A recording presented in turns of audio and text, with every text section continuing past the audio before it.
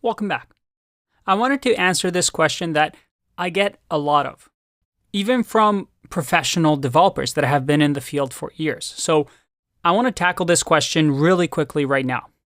Why are there so many programming languages? Why can't we just have one language that does everything and everybody's happy and we don't have to worry about learning so many programming languages? And here's the thing. In your career, you don't need to know 5, 10, 8 languages. No, you can be a really successful developer, programmer, with just one language, just finding that speciality of yours. And programming languages like Python, Java, and JavaScript offer a lot of opportunities where you don't need to learn another language. But why are there so many languages? If we go to Wikipedia, these are the list of programming languages. And if you're looking through here, you should be intimidated because there's no way in your lifetime you're going to learn all of these. And, well, you won't. Most likely, you're going to learn 1, 2, maybe 3 languages in your entire lifespan or career as a programmer. And different programming languages are good for different things. Just like we have different tools to, let's say, build a house. You can't just build a house with a hammer. You need different tools that are good at different things to assemble what you want. So it's impossible to build one ultimate language when we have so many applications, so many mobile phones, so many computers, so many devices like cameras. So you have low-level languages that we've talked about, like assembly code or C. And then we have higher-level languages like Python and JavaScript. Now, here's the thing. Python is usually slower than languages like C++ or C# or even Java. And we don't need to get into technical details here, but I do want to tell you about a trade-off.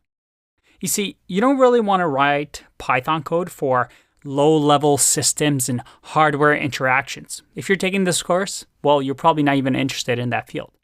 You see, Python, although slower than some languages, is good at one thing and does this really, really well. That is developer productivity.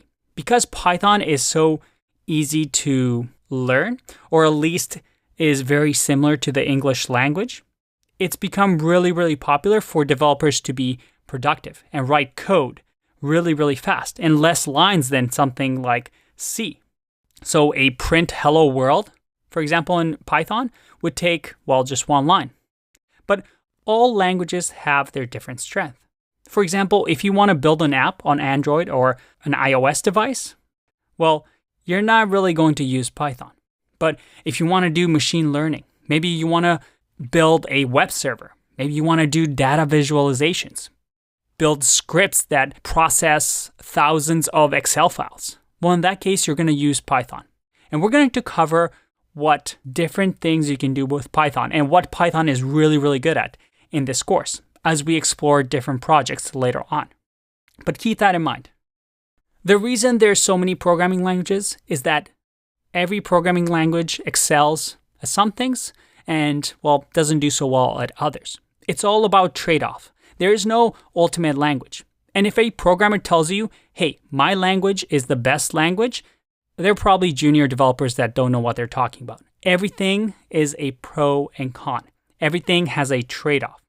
And as programmers, what really good senior programmers do is being able to detect what these pros and cons are and what tool to use for a specific problem. Something that throughout this course, I'm going to try and teach. I'll see you in the next one. Bye-bye.